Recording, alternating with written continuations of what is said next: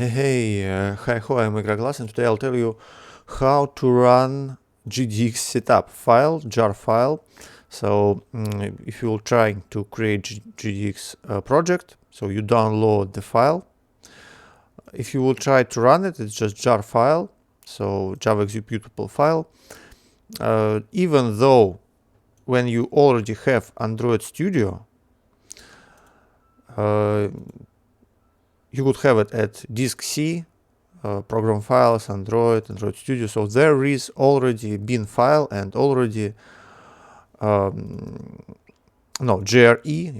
bin. There are already Java installed. So when you install Android Studio, it gives you Java. So you do not need to install additional Java executable from java.com. But how to use it? Because right now it doesn't work, and if you will try to execute it like this, so let's do it how in this guide they propose to us, it also doesn't work. So yeah, okay, like this. So you see, Java is not recognizable. So what's the thing? You need to add it to the path. So go open your Windows, then press path in the search and choose edit system variables.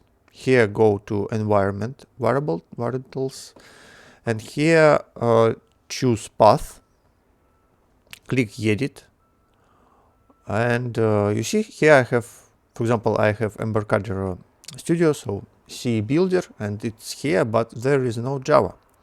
So we need to edit, push new, then find it. Where is it? It's here.